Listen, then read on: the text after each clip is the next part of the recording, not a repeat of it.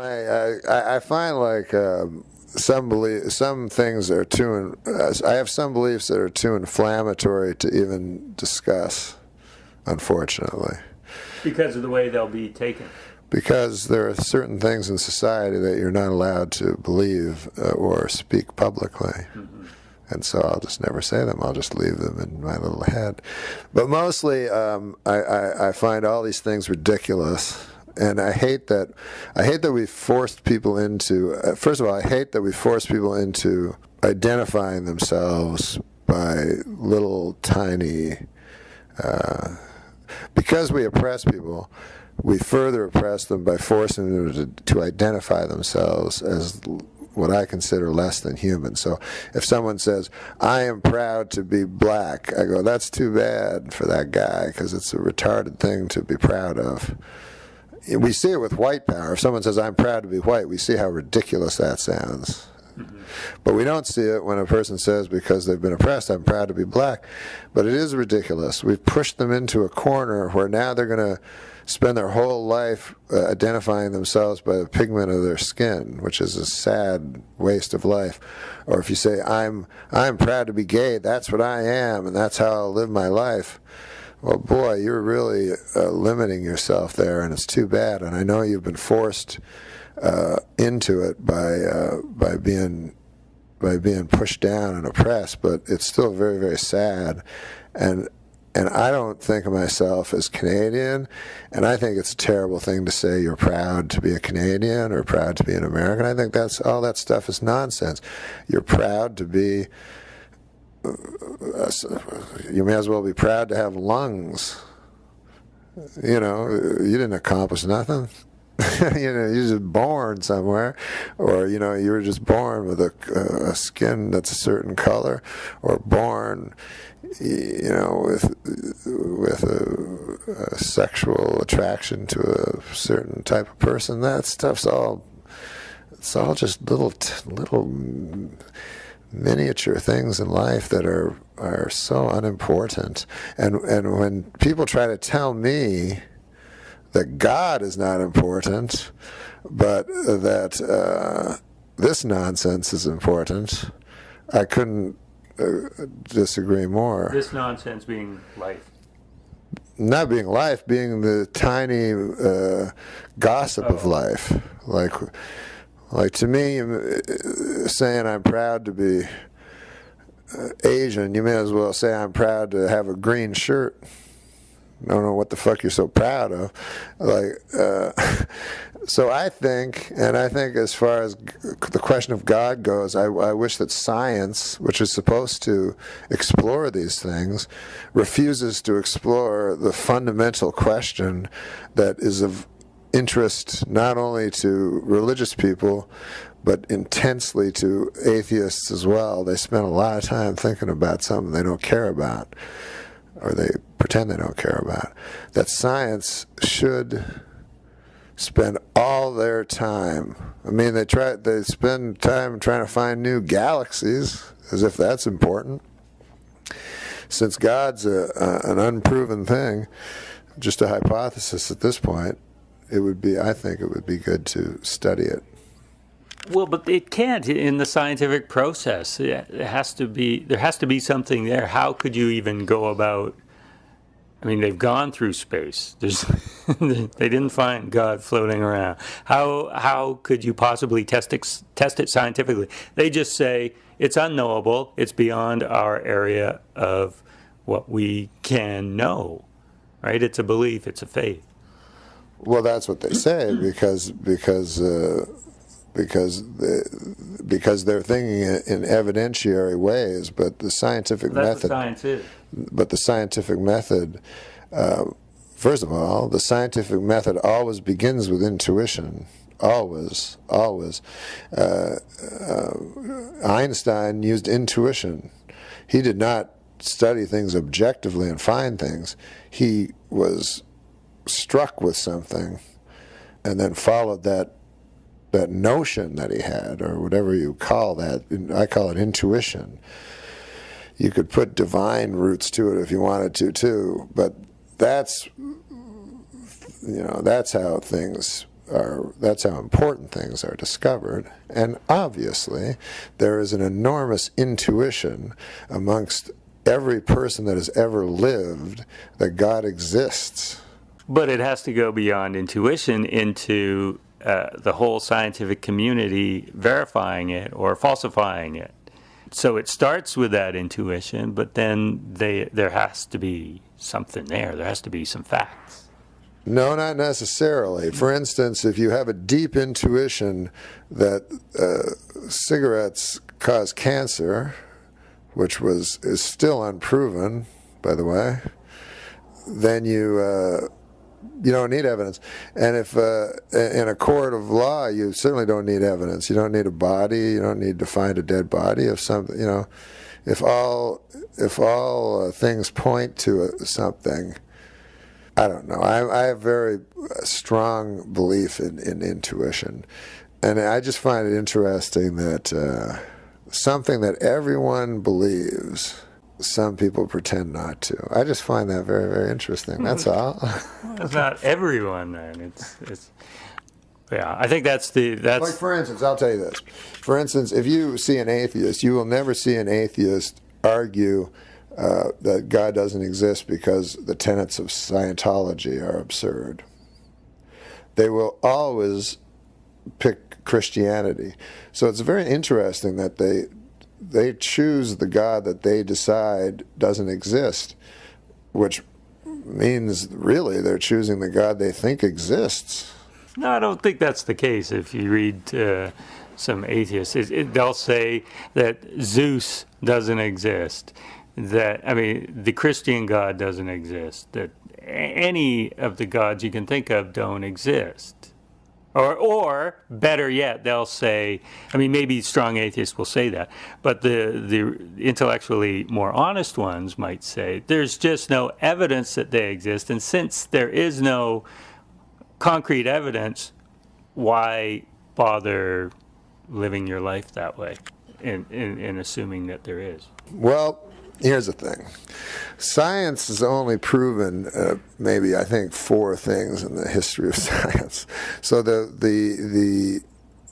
that's why there's a theory of evolution, even though evolution is I think, certain. It certainly happened. I think evolution certainly happened. Now, I could say to you if I wanted to that it is a theory because they haven't proven it. But I believe it. They use theory differently in science. Yeah. It doesn't mean the same as, I have a theory that, whatever. They use it because they have strict rules on what makes a law.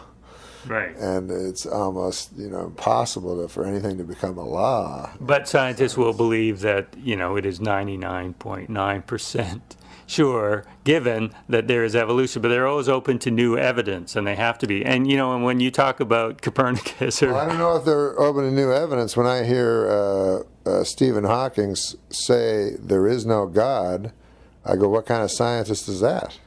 I heard him say that. I heard him say there is no God. It's a fairy tale. That's not a scientist to me. Well, that's one scientist. So the scientific community is everybody. Stephen Hawking's. Yeah. That's the preeminent physicist in the entire world, is saying something out of obvious prejudice. Did you hear the whole quote, or is this like an Adam Carolla thing? No, I didn't hear the whole quote. No. You read it on Facebook? No, I did not hear the whole quote, to be fair. But I was kind of shocked that that science says, we've given up. I don't know when scientists started saying things were unknowable, but that's a new one on me, because that's not a scientific term as far as I know. Unknowable? Maybe they don't. I don't think they could. I don't think scientists could possibly use that term unknowable because it infers that they can see into the future. Okay, now you can't blame me for where this has gone. No, right? I can't. No. But I'm going to go with it. How would you even begin to prove the existence of a God? Well, I don't know, because I don't have the powers of scientist. I certainly couldn't prove the existence of the planet Mercury, if that's even a planet anymore. I can't, I can prove anything. I'm just taking their word for it. Right, and that's what we do. And when you say in your act, I know it's comedy, but, Copernicus and Sir Isaac Newton, they made these glaring errors, but at the time that was the best evidence available, but who is it that always corrects them? It's science as a community. It's other scientists. It's not just somebody going, no, I got this idea. It's actually, maybe that's how it starts, but then they actually have to set out and study it and prove it. Yes. No, so it's other scientists that correct scientists. I'm all for science. Oh, okay. Good. Because I want them to make things that'll make me live longer and stuff, But I would really like I would like eternal life. I would like some proof one way or the other. If prove it that God doesn't exist, I don't care what you prove. Like, at least prove one of them. But try to work on the only important thing. Certainly everyone can agree that's the most important thing, whether or not we're alone, or whether or not we're taken care of. Certainly anyone in their right mind would agree that's the most important question to answer. You mean for an afterlife? Not necessarily for an afterlife, but that would also be good. But without God, there's no purpose. I don't care what anyone pretends otherwise. But it's highly, highly irrational to say that there's purpose without God, because there simply isn't. Right, but it's not a bad thing to have no purpose. We're born, we die. Hey, it was nice. No, that's fine, but that's not what most atheists proclaim. But no, if that were the case, that would be fine as well.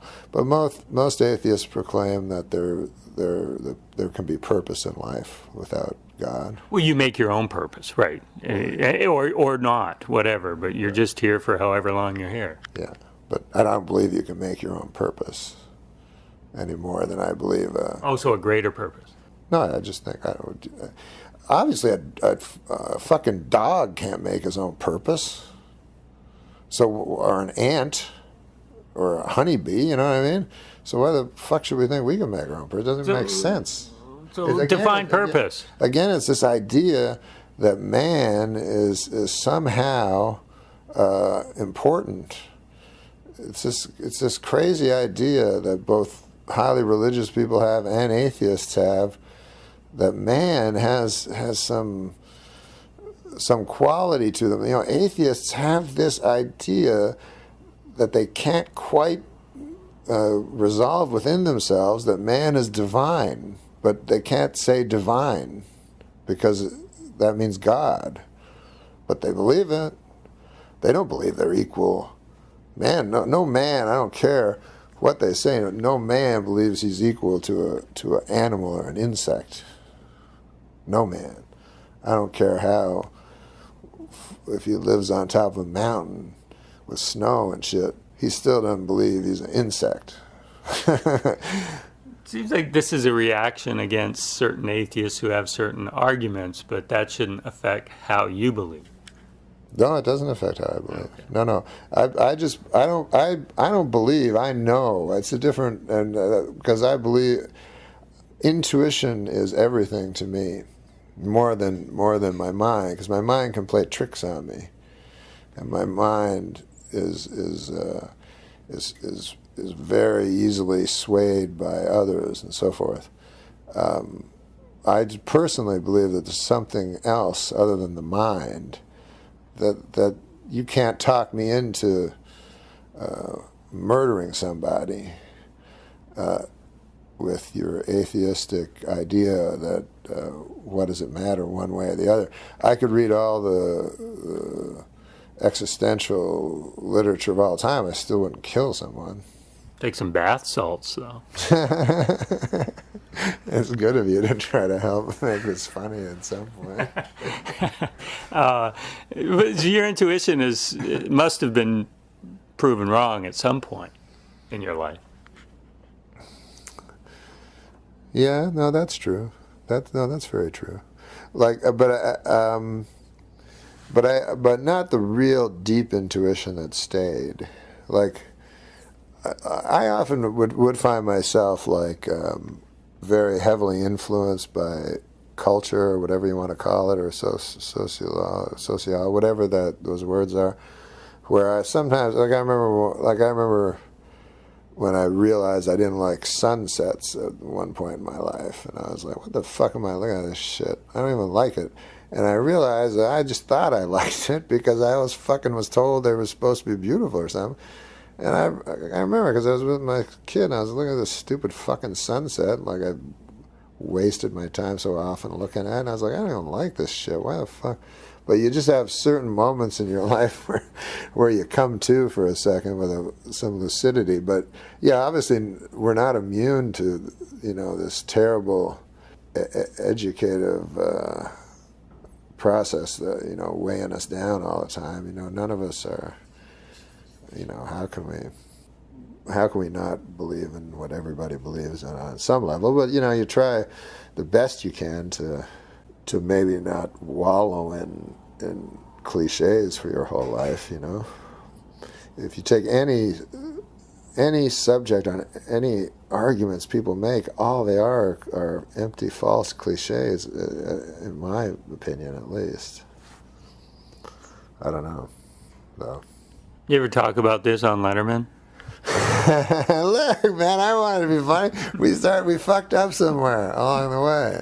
No, I love it. But as you say, after you were on Marin and people were talking about, oh man, it blew my mind how sensitive Norm was, and you said like, yeah, anytime a comedian is I forget how you worded it. Because there's a lower bar with comedians that if they say something that's halfway fucking makes any sense at all, because same with an actor.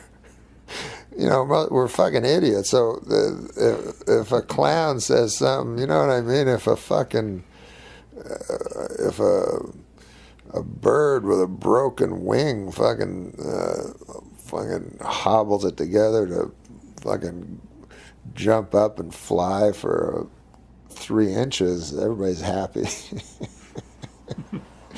That was a bad fucking example of that. Well, no, it's because you're high.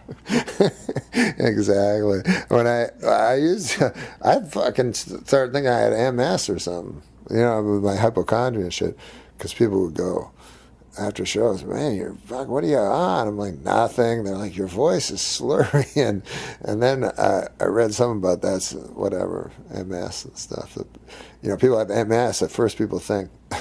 Because they're stumbling and their balance is. I'm like, I don't have good balance and I slur my words, but no, I don't have that. Did you get it checked?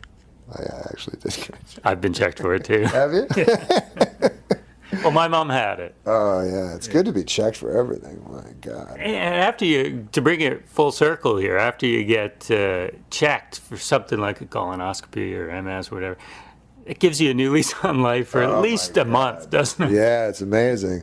And it's that, like, you walk out and the grass looks a little greener, and and then God is everywhere, and then a couple days pass, and you're carping about the butcher didn't give you enough goddamn pork. And you wanted a full loin, and the guy only gave you a quarter.